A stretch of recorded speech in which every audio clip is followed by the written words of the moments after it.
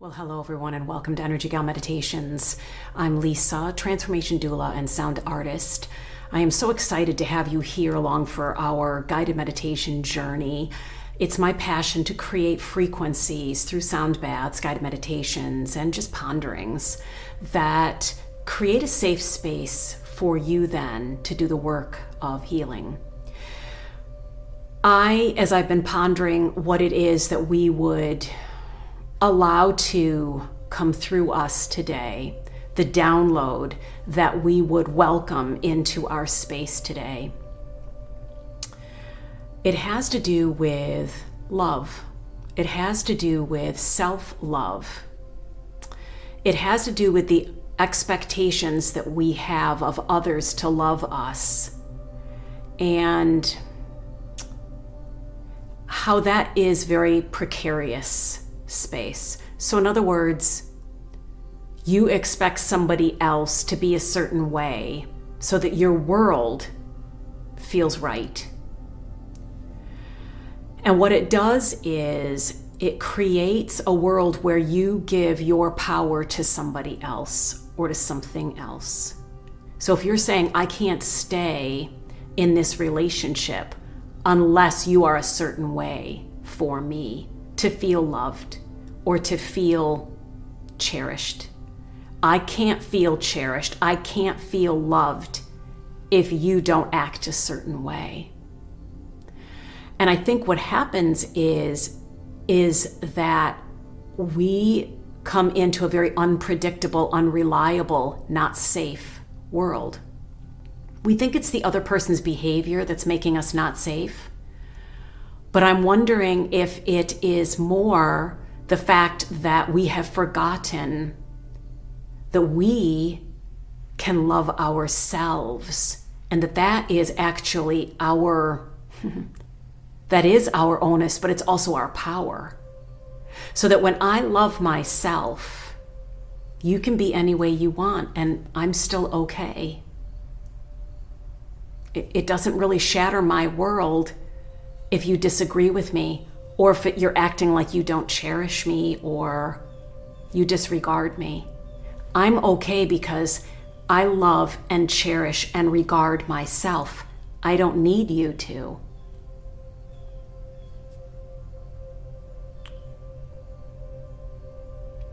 It's a big concept, and it really challenges victimhood mentality. It challenges any kind of lack.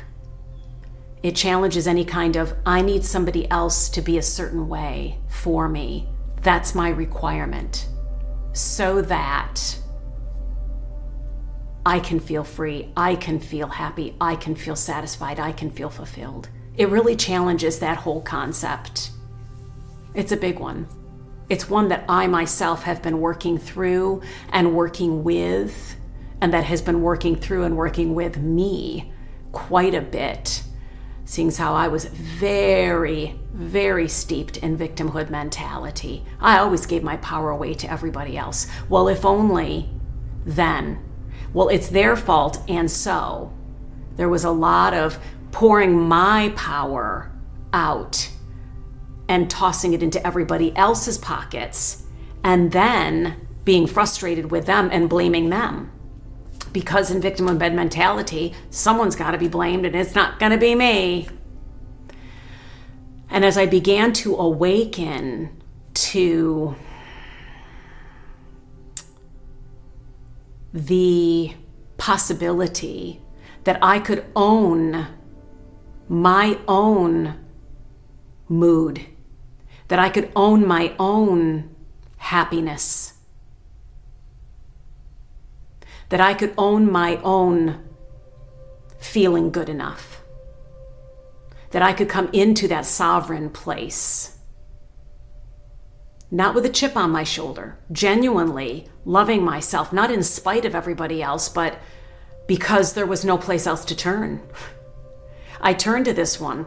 There wasn't consistent, reliable love there. I turned to this one. There wasn't cherish there. I went all these other places outside of myself to find what I was looking for and didn't find it. I had no place else to go but inside. I had no place else to go but to look within. And lo and behold, did I find it there. And when I was able to find it there and allow myself to marinate, steep deeply in the truth of who I am as love, as happiness, as fulfillment, and when I began to embody my own happiness and take ownership of my own feeling good enough, being enough, happiness, fulfillment, success, when I began to own my own mood for the day and wasn't relying on everybody else so that I would know how I was feeling. I'm feeling sad today because it's raining. I'm feeling sad today because he's mad at me. I'm feeling sad or upset because he forgot me. When I began to say, I guess I'm going to choose how I'm feeling today, and circumstances outside of me, it just doesn't matter. Because they're always going to be unpredictable. And then here's the craziest thing that happened.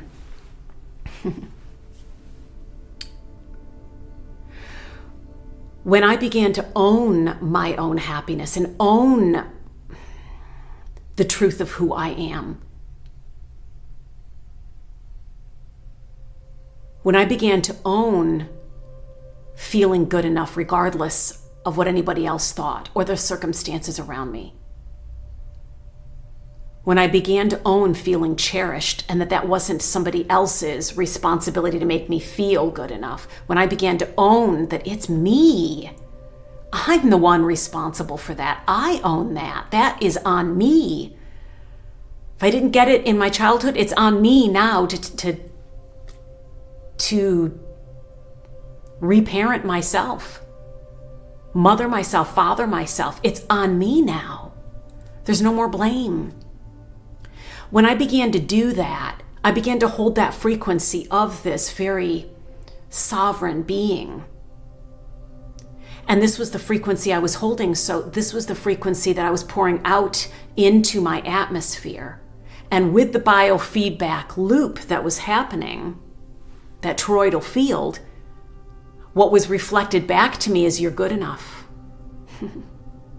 What was reflected back to me was all is well.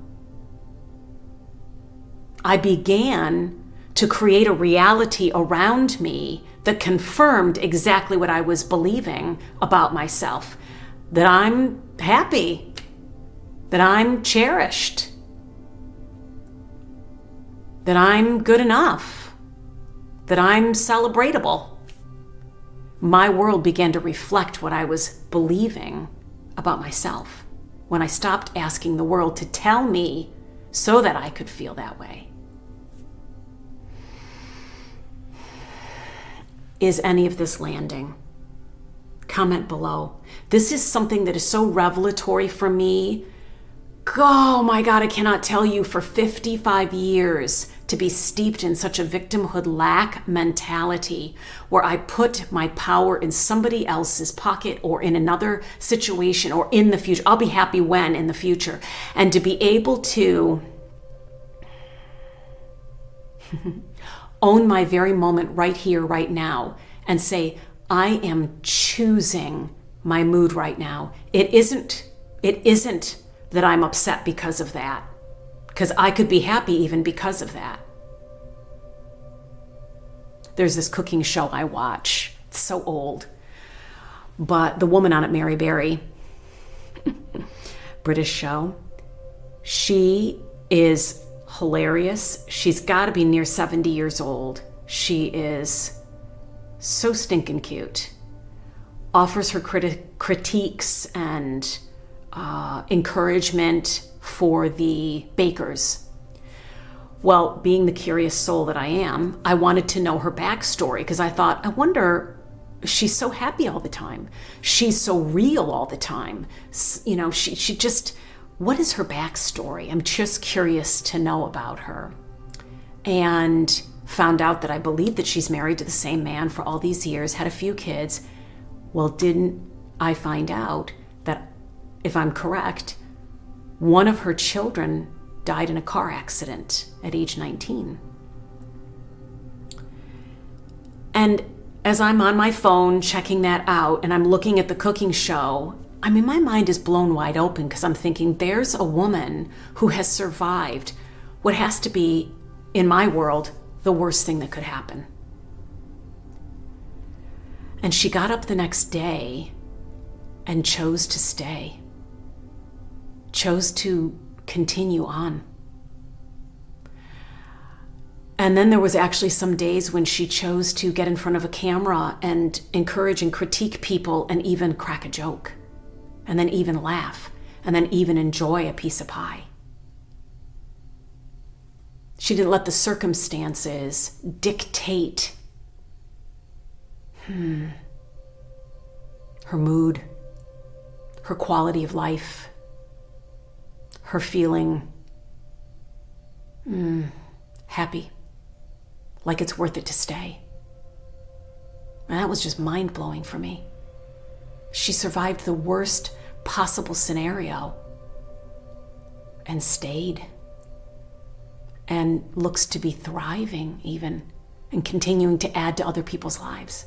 Not to say that she doesn't have bad days, but, or what's a good day, what's a bad day? Doesn't have days when she's experiencing, I just can't freaking get out of bed. I'm sure. But to stay, to say I'm not going to let circumstances dictate the quality of life that I choose to have, that I can grieve and still say, this is all bliss. That I can grieve, I can surrender, I can lose, and still say, this is all bliss. And I think that it begins with saying, I am responsible for me. I am responsible for re-narrating my thoughts inside to say, I love me. I cherish me. I'm worthy. And it's not anybody's job to make me feel that way. The onus is on me to come into a space of saying, I feel that way about me, and you can feel any way you want about me. It just doesn't, it just doesn't subtract. Now, if you want to agree with me, awesome.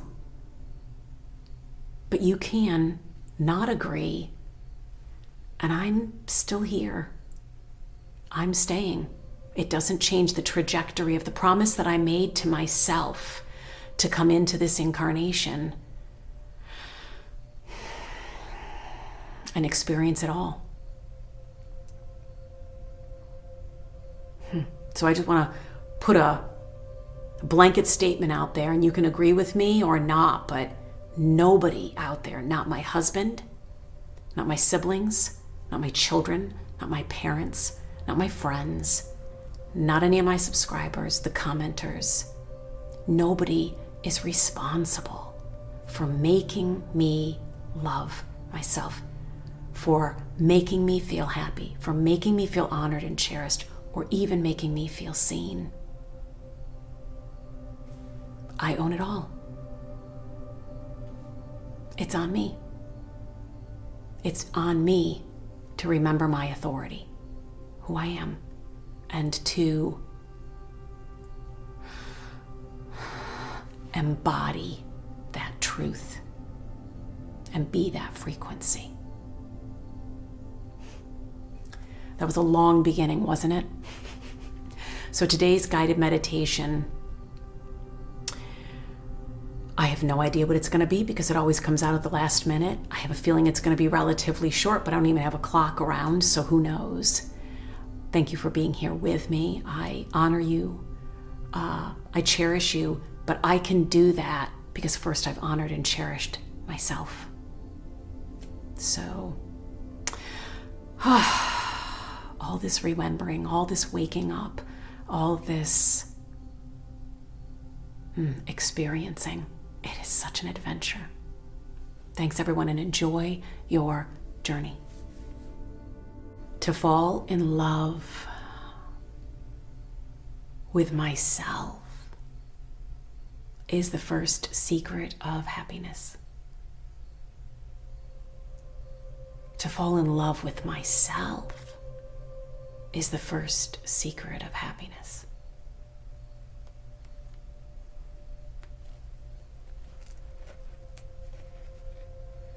So today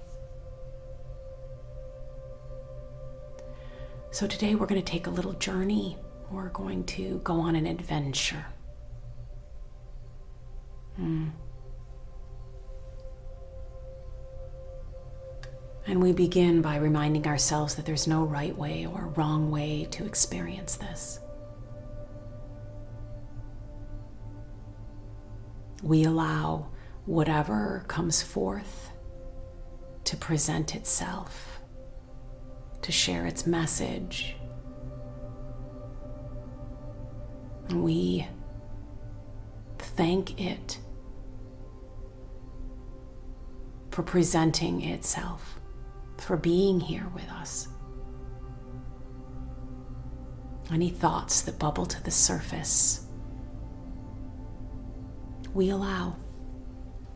We know that there's no need to have to shout them into a corner, push them down into the basement, or forget about them in the attic. They can sit and be here with us, without shame, without guilt, and without even having to explain themselves. Any thoughts, emotions, feelings, memories, you are welcome here. From the subconscious, from within the physical body, very often when we take the time to just slow down, to be still, to quiet, that's when, that's when the uncomfortable feelings, the cringy emotions, memories will come knocking on the door. And today we promise to open the door and welcome them in.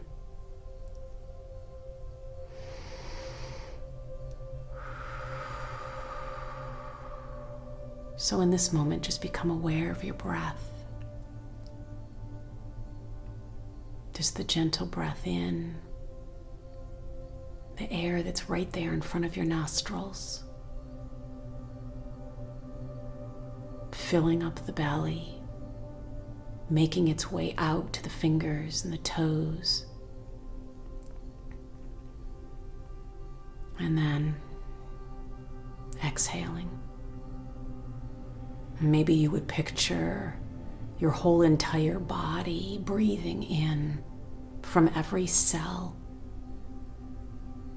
And then every single cell exhales, all in unity. A pleasant, easy breath in through every cell of the body, and just an easy, pleasant exhale through every cell of the body.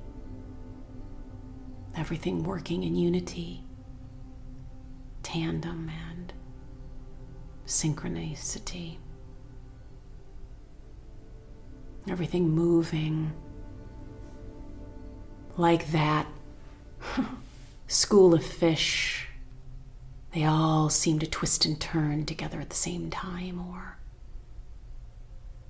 birds flying up in a V formation in the sky, just all working together. We acknowledge that the lungs and the liver can breathe in a pleasant breath and breathe out a pleasant breath together. We acknowledge that The gallbladder and the kidneys can breathe gently in and together. Just release an easy, pleasant breath out.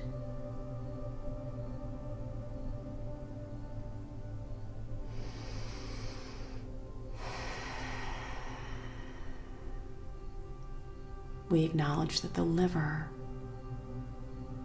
and the heart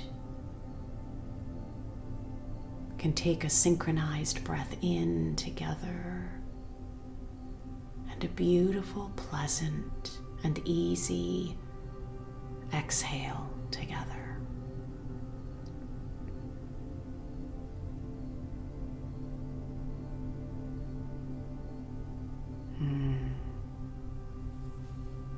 And so in the space of just allowing the body to really relax, just listening to the sound of my voice,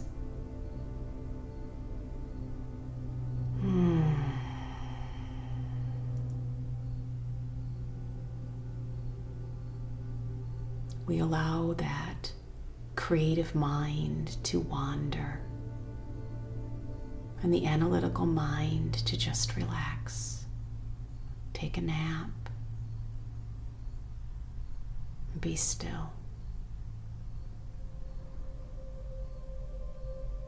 Perhaps we would imagine going out on a journey.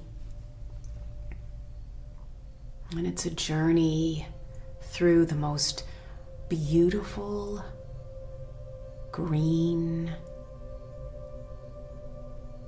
forest. Can you see the trees, and it's wintertime and you're all snuggled into a very warm parka, and you've got your boots on and your snow pants, gloves, a big thick scarf, and you've got just the warmest hat. And your cheeks are rosy because it's quite cold out, but oh, you are warm inside, all tucked in to this parka. And when you look behind you, you can see your steps through the snow. That snow that comes up to mid-calf. You've got to pull one leg really far up and step down into the snow, and then pull the other leg full up and then step down into the snow. And it's quite a workout. But there's just something about being outside in the stillness. You look around and it is a stillness and a peace and a quiet and a calm that feels otherworldly. It's almost like you can even hear the trees breathing.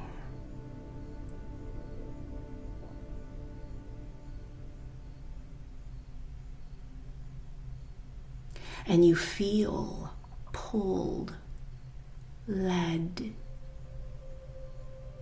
guided to continue your journey into the woods. And as you get into the woods, there isn't quite as much snow. The trees are holding the snow so beautifully in the treetops.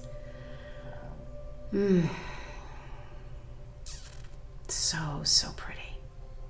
There's just something about nature that causes you to breathe so deeply and feel so grounded and part of all creation. It's something you can't explain. All you know is that you are meant to be here, right now. There's no other place that you'd want to be.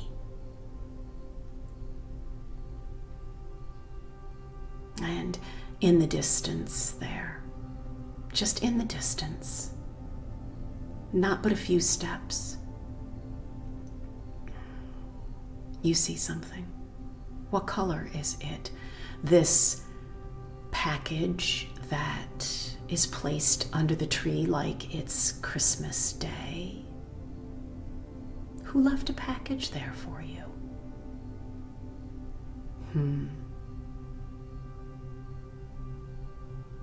And you make your way with great curiosity towards that package. Is it bright red? Is it purple? Is it orange? What color is the wrapping paper on your package? Does it have a bow on it? What color is the bow?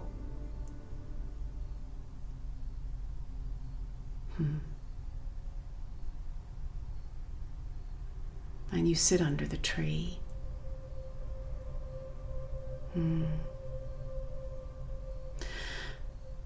You find your way underneath this most beautiful tree, and you sit down, and your spine lays up and back against the tree like its mother, like its father. You can lean in and know it won't fall over and it won't go anywhere. Steady and sure, secure.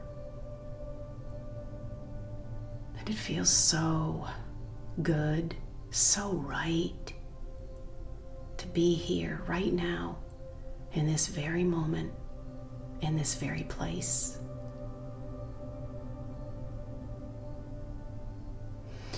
And so you pull the bow, and it unwinds itself and falls off. And you tuck your gloved fingers under the seam, and you allow yourself to tear open that wrapping paper. And there's a box.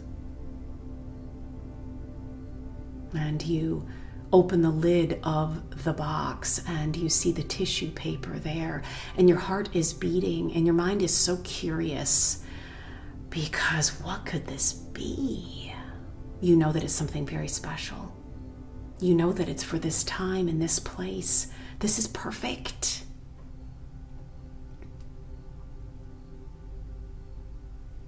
And so you pull aside one layer of the tissue paper, and then the other layer of the tissue paper, and there it is.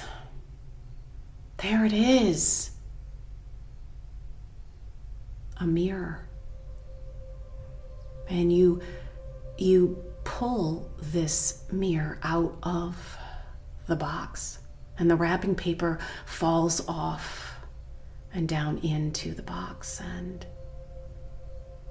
and you find yourself looking at yourself in the mirror. And at first maybe you're looking away, but it keeps drawing you back to look to yourself. That vision of you keeps drawing you to look at you and to keep looking at you. And you see that big fluffy parka, and you see the knit cap cradling your head and keeping you warm, and you see that big fluffy scarf around your neck. Almost all you can see are your eyes, and they draw you closer and draw you closer and draw you closer. And you find yourself gazing so deeply into your own eyes. And you keep looking. And you keep looking.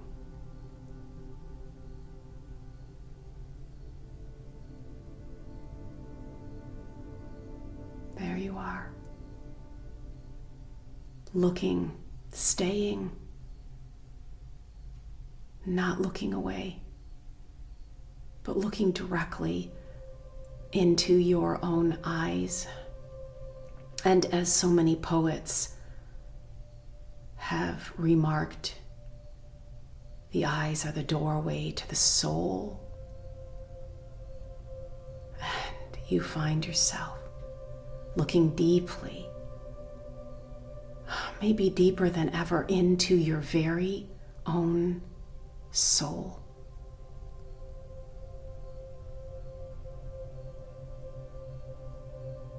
What color is it all the way in there? What color is it all the way in there?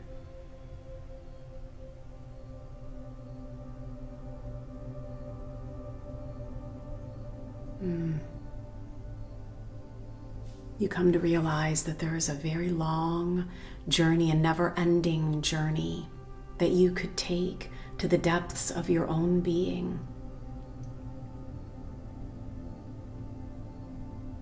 But it all starts with just being curious. But it all starts with being courageous to go where maybe you've never gone before, into the depths of your own soul.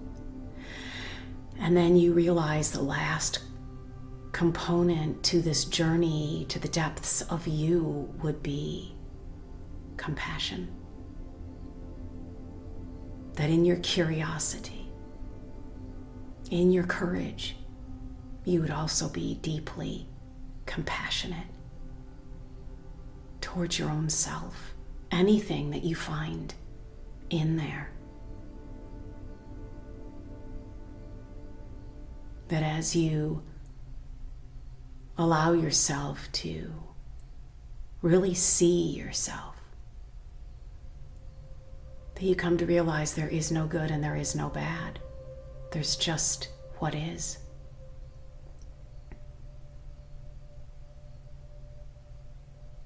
And so you gaze here for as long as you want,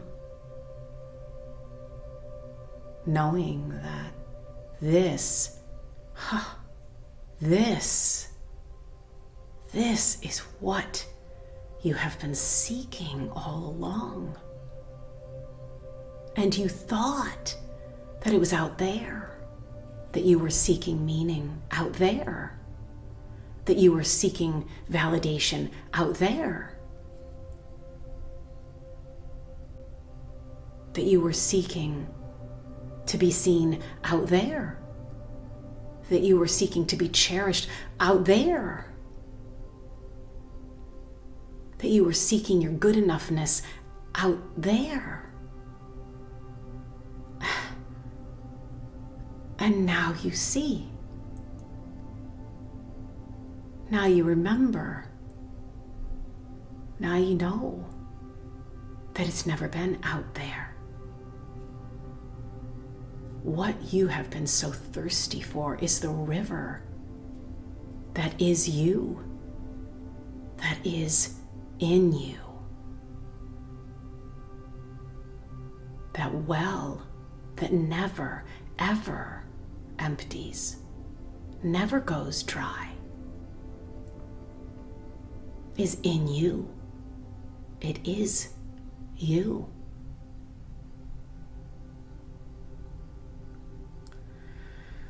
And you take a breath,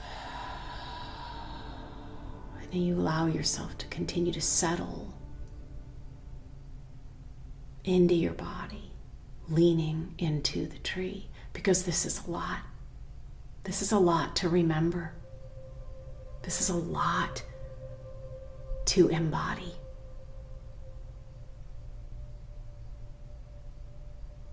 It's a lot of excitement is what it is. It's a lot of sovereignty is what it is. It's a lot of freedom is what it is.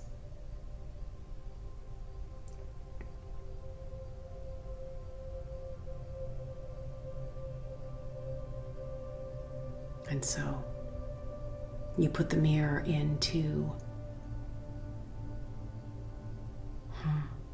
you put the mirror back into the box, and you fold up the wrapping paper and the tissue paper and the bow, and you stick that all into the box, and you close up the box, and you tuck it. Oh, this precious package, this revelation. You tuck it under your arm, and you thank Father Tree and Mother Earth for guiding you, for accompanying you on this journey, for holding safe space for you on this journey. This journey that never ends, because the discovery is forever. And you sink even deeper into your body with such gratitude. Because in some ways the seeking is over, and in some ways it's just begun.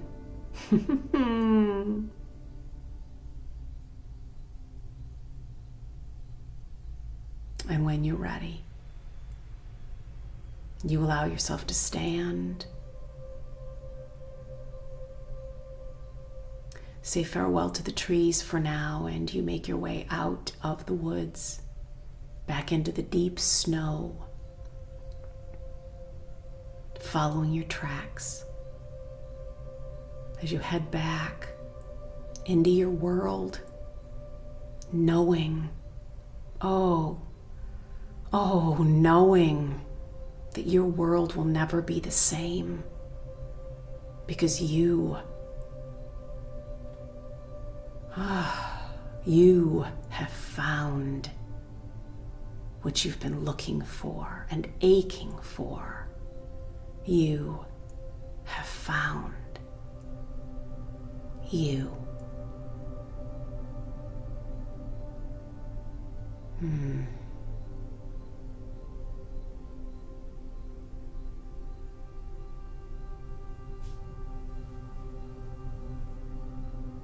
So just become aware of the breath again.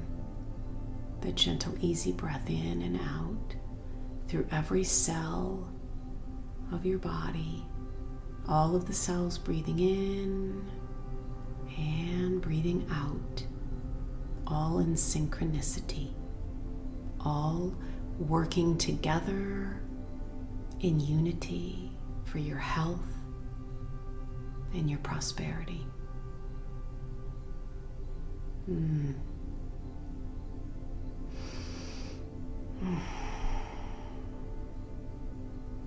when it feels right, you wiggle your fingers and your toes. You smile. And you get ready to take your most beautiful self out into your most beautiful world.